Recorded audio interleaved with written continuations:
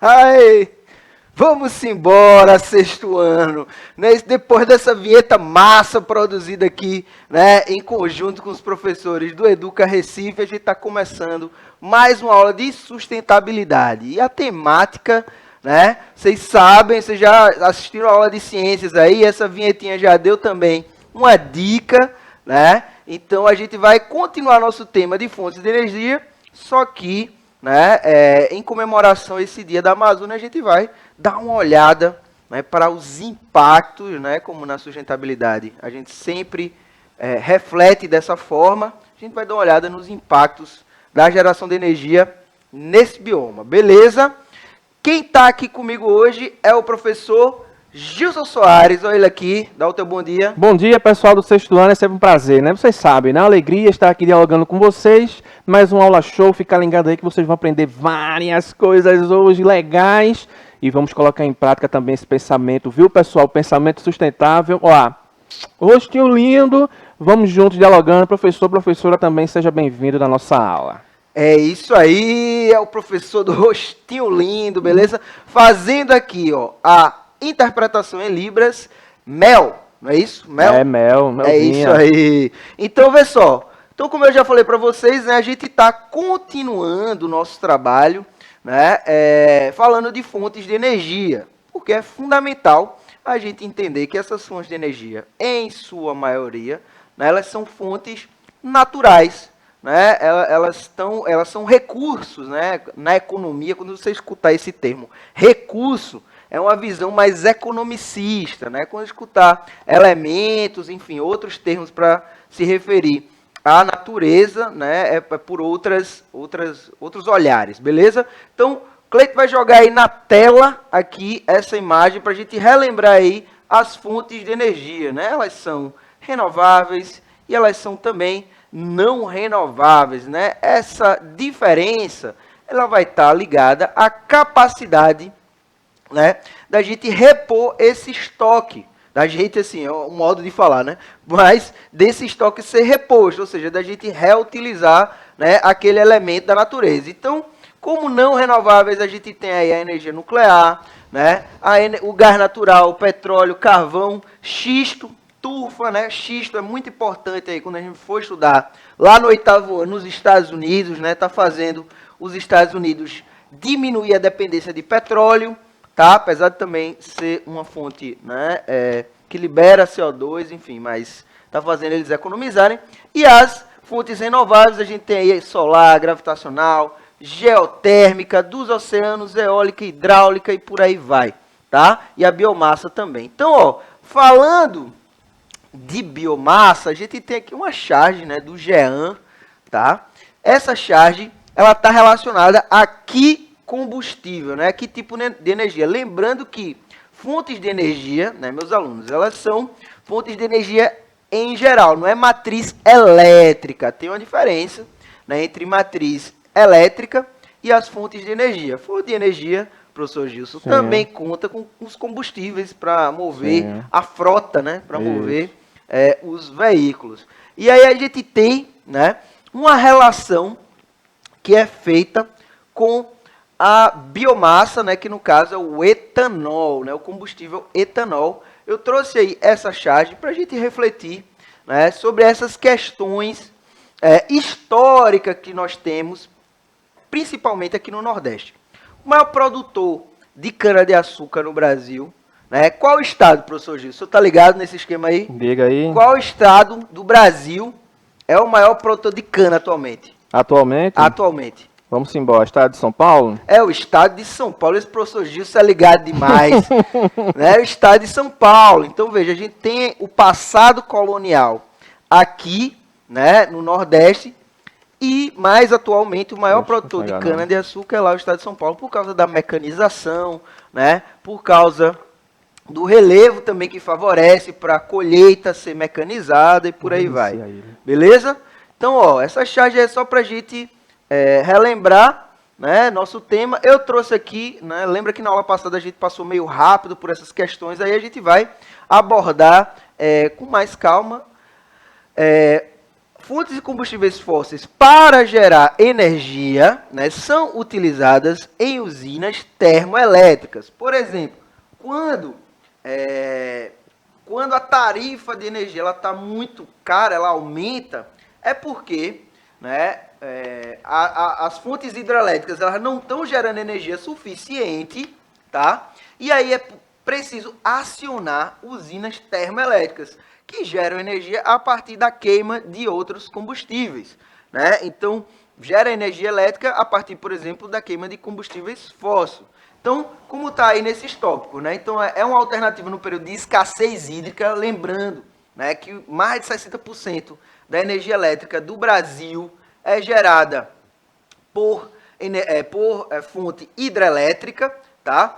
E que, né, uma crítica, né, ou um contraponto que é feito para o uso desse tipo de energia é que vai utilizar combustíveis fósseis como o gás natural, né, como também a fonte nuclear, enfim, como petróleo também, tá? Então, fontes que vão poluir a atmosfera, né, vão ser fontes do efeito estufa. Ó, biomassa, tá? Então, a biomassa, como a gente trouxe aqui no Brasil, a principal biomassa, né, biovida, né, então gerada a partir da natureza, né, a partir de plantas, vai ser a cana-de-açúcar, ok? Então, o bagaço da cana também é utilizado, tá? Principalmente o bagaço da cana. E esse tipo de energia, né, a cana ela é utilizada tanto para extrair o etanol, como a gente viu lá no começo, naquela charge, quanto também para, através do bagaço, produzir energia nas termoelétricas, né, a partir da queima.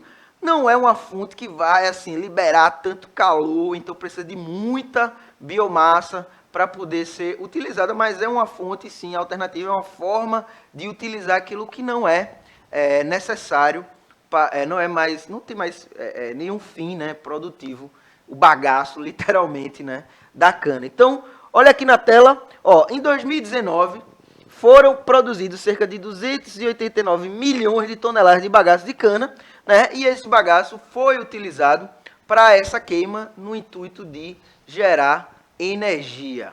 Beleza, minha gente? Tá dando para acompanhar aí, a gente tá vendo com calma aí essas outras fontes energéticas. Chegando aqui, a gente viu, eu falei para vocês que a principal fonte de energia do planeta Terra como um todo é o Sol, não é? E a forma como a gente utiliza, né, dentre outras formas, como a gente utiliza, né, capta a energia solar para gerar energia, é o que a gente chama de energia fotovoltaica, né? Foto aí vem de luz, né, professor Gilson? Sim. Aí qual é essa luz? A luz do sol, perfeito. Então, a partir da captação, né, nesses painéis aí, vai haver a transformação, né, dessa energia captada em energia elétrica. Vai acumular, né, e isso vai permitir alimentar ali residências, enfim, indústrias. Atualmente, né, aqui no Brasil tem crescido bastante o uso da energia fotovoltaica, né, por individuais, né, particulares, de forma privada, né? Então, é comum a gente ver nas casas essas placas aí, que a gente consegue observar nessa imagem, tá? Apresenta algumas questões, né? Primeiro, né, o alto custo de implantação ainda para a realidade particular brasileira. Tem uma fonte abundante, tá? Ou seja, aqui, principalmente no Brasil, né, vai ter aí, no Nordeste, é uma fonte, enfim, né, inesgotável. Baixa emissão de gases do efeito estufa, né, porque não vai ter ali queima. Claro que toda produção, né, qualquer ação humana vai gerar, né, alguma queima, vai gerar alguma coisa. Nem que seja o transporte, né, você vai levar de um lugar para outro, ele vai emitir alguma quantidade de gases de CO2, né? Como eu falei, é possível para alta geração individual e, né, tem uma dificuldade técnica, né? Então, a maior parte dos insumos, né, ou seja, dos elementos aí para você ter essa geração de energia são vindos de fora, né? São importados. Então, isso é uma dificuldade técnica, né, para a popularização mesmo desse uso de energia que, né, faz com que a gente diminua a dependência, né, pelo menos individual, né, na sua residência lá, de energia hidrelétrica, né, da fonte de energia que você ainda pode vender. Então, ó, entrando aqui Olha agora, aí, ó. dando aquela debreada ali para o norte, né? Hoje, como vocês já viram aí na vinheta, como viram na aula de ciências, né? E ouso dizer, vão ver, ao longo do dia a gente está aqui trabalhando, né, na conscientização, né, numa ação conjunta, né, com entidades aí da sociedade civil, né, que são as ONGs, né, a prefeitura, ela abraça essa causa aí, né, do Dia da Amazônia, 5 de setembro de 2022, né? Então, no caso, famoso hoje, né? Hoje. Então, vê só, sobre a reflexão do Dia da Amazônia, a gente vai ver como é a geração de energia na região norte e quais, professor Gilson, os impactos gerados, né, por essa atividade. Então, vê só, a gente já começa aí com o tema impacto ambiental e na imagem nós vemos aí a usina hidrelétrica de Belo Monte, que está localizada na cidade de Altamira, no Pará. Então, só pela imagem, né, só para quem nunca viu uma usina hidrelétrica, já tem aí, né, um certo impacto. Professor Gilson, Justamente. que impactos o nosso aluno de casa ele vai perceber aí? O que é que configura o impacto? Aí, justamente, você vê ó, na imagem ó, uma grande área que foi ali reservada e inundada, professor. Então, ou seja, naquele espaço que tem aquela quantidade enorme de água ali, existia um habitat natural que foi ali inundado justamente para a criação desta represa de água, né? E também tem a questão da construção, né, que você vê que a parede, professor, é a questão sólida, né? Já tem a questão do material, mas do concreto, né? E toda essa área aí tem um impacto na biodiversidade daquele ecossistema, professor. Perfeito. Então tem a impermeabilização aí também, total. né? Tem a retirada da vegetação natural. A gente está falando, ó, Altamira no Pará é a região, está na região amazônica, né? Da famosa Amazônia Legal, né? Por sinal, professor Gilson, já que o senhor é professor de geografia do 6º ano, dá um close aí no professor Gilson, por favor. Ó, Gilson, explica aí pra gente, relembra aí, né? Quais são, o que é a Amazônia Legal? O que é a Amazônia Legal? Fala aí a gente, é bem comum, né, a gente confundir a floresta amazônica com o estado do Amazonas. Aí muitas vezes as pessoas confundem e acham que a floresta amazônica vai se limitar apenas aos limites do estado do Amazonas. Não, ela vai superar esses limites de territórios amazonenses e pega também outros estados, Acre, um pedacinho do Maranhão, Piauí. Então, ou seja, toda essa área de atuação, onde está ali localizada a floresta amazônica no território nacional, passando as fronteiras do estado do Amazonas, é a chamada Amazônia Legal. Aí, professor, e aquela Amazônia que passa do nosso território nacional, que pega outros países? Aí a gente já chama da Amazônia Internacional. Beleza, Gilson, valeu. Ó, aqui na tela já está falando aí, de uma forma geral, sobre esses impactos, né? Então, essa geração de energia gera desmatamento, né, como o professor Gilson falou, e a gente pôde observar na foto, emissões de gases poluentes, né, e a gente vai ver em detalhe como é que a energia hidrelétrica também gera gás poluente. Então, é importante a gente refletir sobre isso. Inundação de áreas de cultivos, ou seja, onde antes poderia haver um cultivo ali de uma população tradicional, vai ser inundado. Patrimônio cultural, né, a gente sabe de toda a força da tradição indígena, ribeirinha, né, e até quilombola na região norte. Deslocamento da população, ou seja, tem os atingidos por barragem, um dos primeiros movimentos sociais do Brasil, né, o movimento das populações atingidas por barragem. Além de liberações de doenças, né, você vai ter ali a mata. Então, quando você perturba aquele ecossistema, você vai ter, né, o aumento, né, de doenças na população próxima, né, entre outros. Então, observa, também tem a população que vai deslocar para aquele lugar, né, professor Gilson? Que Exatamente. A gente vai ver em mais detalhes. Ó, só para uma questão de esclarecimento, então existe aqui essa tabela, tá? que fala o seguinte, ó, o título da tabela. Vamos aprender aí a trabalhar com esse material também, né, professor Gilson? Isso aí faz parte. Razão entre área inundada e a potência instalada, né? Então, observa. Na primeira coluna, volta aqui para mim, por favor. Ó, na primeira coluna aqui, a gente vai ter a área inundada. Primeiro aqui a gente tem, né, o nome das hidrelétricas e o respectivo estado que elas estão, tá? Depois a gente tem a área em quilômetros, tá? Essa área que foi ocupada, a potência, tá? E aí a razão entre os quilômetros e a potência. Mas esses dois aqui primeiro é que vão interessar pra gente. Agora sim, bota na tela aí pra gente ver.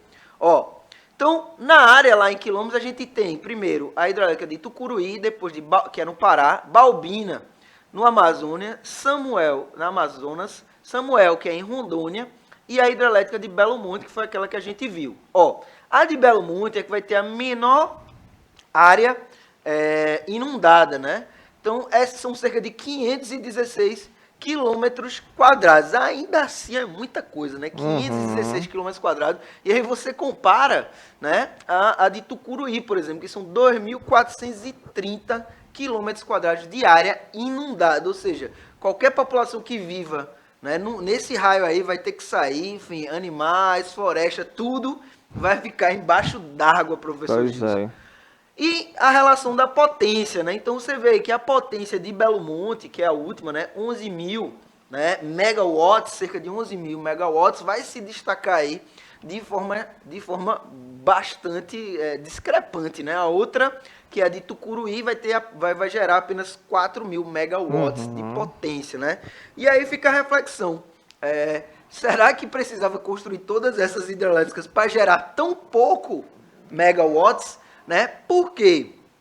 Porque, como eu falei para vocês, essa área inundada, ela vai, né, inundar a floresta. Então, vai ter ali matéria orgânica em decomposição o tempo todo. E o que é que isso faz, minha gente? Essa matéria orgânica em decomposição, ela também, né, libera os gases do efeito estufa. Então, por isso que a gente viu que a construção de hidrelétricas está relacionada à produção também de gases do efeito estufa, tá?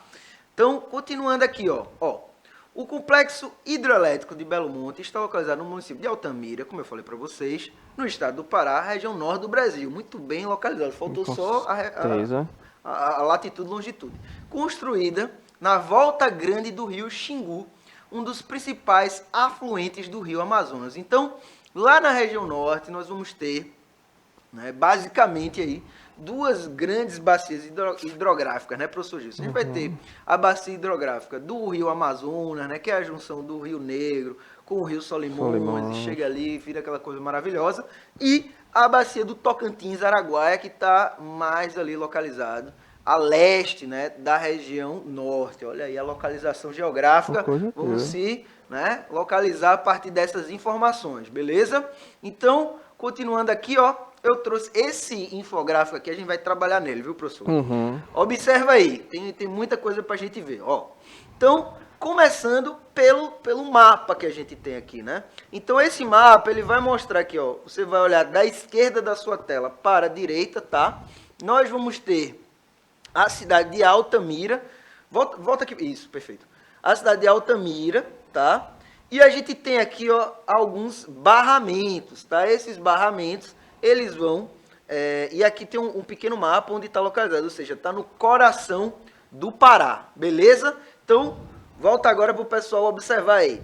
Nós temos, então, como vocês viram, o rio, que ele vai passar aí bem próximo da cidade de Altamira, e aí você segue o fluxo do rio, vai ver a primeira barragem, essa barragem principal aí. Essa barragem principal, né, ela vai servir para a água, o quê? Inundar a área, e foi construído 2 canais artificiais para o reservatório, que também foi barrado. E aí o detalhe, professor Gilson, o que é que tem aqui nessa curva do rio, né, que tá escrito aí, ó, trecho com vazão reduzida. Tem uma terra indígena, né? Tem aí a terra indígena de Paquissambá, tá? Então, essa terra indígena é da etnia Juruna, né? É uma área bastante considerável e veja, essa população ela teve aí um impacto, por quê? Porque as duas barragens que vão acontecer, né, todas essas barragens, vão fazer com que a vazão do rio diminua, vão alterar, né, a vida dos peixes, por exemplo, né, o fluxo de reprodução animal, tá? Enfim, vai secar, né, vai alterar o clima local, percebe? E aí a gente vem para esses dados aqui ao lado, tá? Então, para esses dados aqui, ó, e em Altamira, então a gente tem aí o antes e o depois.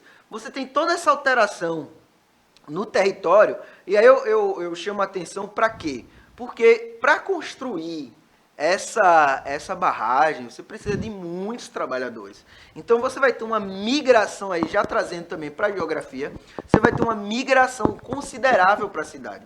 Essa migração gerou, né, esses dados que a gente vai observar aqui, ó. Então, antes e depois da construção da barragem. Aí a gente tem aqui, ó, água tratada e esgoto. No primeiro gráfico aqui, água tratada e esgoto, 0%. Ou seja, não houve nenhuma alteração no sentido, né, urbano dessa condição, ou seja, não houve a melhora do saneamento básico, apesar de ter aumentado a população.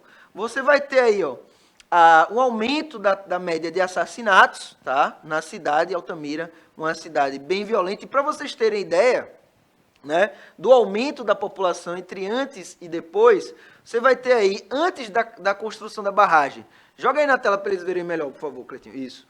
Ó, aqui, ó, antes da construção da barragem, você vai ter, né, a população com 98 mil habitantes e depois a população com 170 mil habitantes. Ali embaixo a gente tem outros dados interessantes, né? Com relação à educação, você vai ter um aumento, né, da reprovação em 40% e da evasão em 57%. E aí, ó, o preço dos aluguéis, professor Gilson, aumentou 3.000% ao longo do processo de construção da barragem, né? Então percebe que tudo isso, minha gente, é impacto ambiental. Por quê? Porque vai gerar ali um peso maior, né, na necessidade de recursos daquela cidade. Então, para essas novas casas, né, você vai ter um aumento de população aí muito grande no espaço muito curto. Então, você vai precisar desmatar áreas. Você não teve melhoria do saneamento, então esse esgoto vai ser jogado no rio que está aí perto, né, a região que deve ter outros rios menores aí, né, afluentes do rio Xingu, tá? Então, tudo isso, né, tá relacionado à construção desta barragem. Então, tem a ver também com o tema que a gente está trabalhando, né, que é a Amazônia de pé, né? A Amazônia de pé, ela é mais valiosa, né? Vamos continuar aqui, ó. Tem essa frase aqui, muito de efeito, né, professor Gilson? Somos a última geração que pode salvar a Amazônia. Então, minha gente, volta aqui para mim, por favor. Ó, todas as nossas aulas, né, nós viemos abordando essas questões dos impactos, né? A gente viu da escala local para a escala global. Então, a floresta amazônica, hoje em dia, ela é uma preocupação. Hoje em dia não, né? Desde, na verdade, dos anos da Rio 92, ali, dos anos 90, ela passou a ser uma grande preocupação mundial.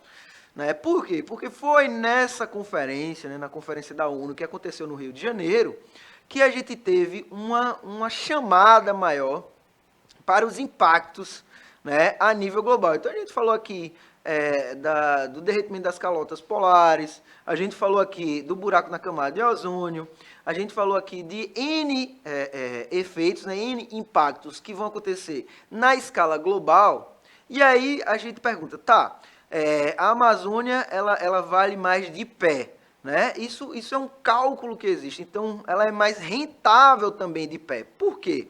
Porque somente a regulação do clima, né? Então nós temos a regulação do clima que a Amazônia vai fazer. Ela permite que o Centro-Oeste ele receba aí a umidade necessária para ter as colheitas, né? Então para ter outros biomas aí com seu ciclo natural.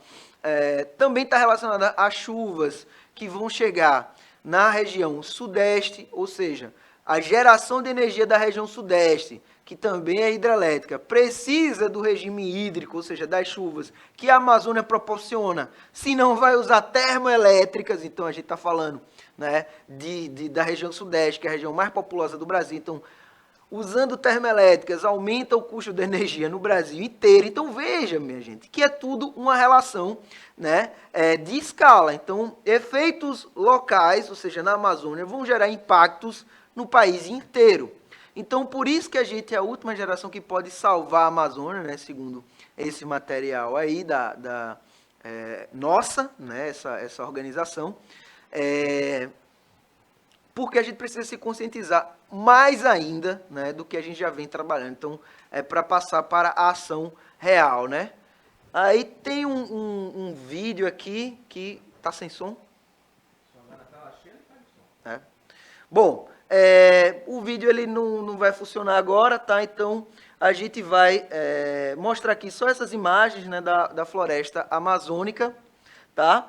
E, no final, a gente tem aqui uma atividade para vocês. Ó, busquem outros impactos que a floresta amazônica está sujeita, relacionando causas e consequências e registros no caderno. Então, esse vídeo aí vai ser trazido na próxima aula para vocês, com certeza, tá? Eu vou passar para o professor Gilson para ele fazer a sua despedida de hoje. Roraima, Rondônia, Amapá, Mato Grosso, Tocantins, Pará e um pedaço do Maranhão. É justamente a Amazônia Legal. Fica ligado aí, pessoal do sexto ano. É sempre um prazer estar aqui dialogando com vocês. Essa nossa floresta tem que ser cuidada, né, gente? Tem desmatamento, tem aquela coisa da... Vamos reflorestar, vamos pensar no verde, pessoal, ser sustentável. Quem sabe, né, não chega na nossa questão política, né, e a gente começa a ter lá uma Amazônia bem mais agradável, né? Precisamos dela, fica ligado nisso aí. Um beijo do rostinho lindo. Até a próxima semana, pessoal. O vídeo rola na próxima semana, viu? Eu mando. Ó, um abraço, pessoal. Até o futuro. Tchau, tchau.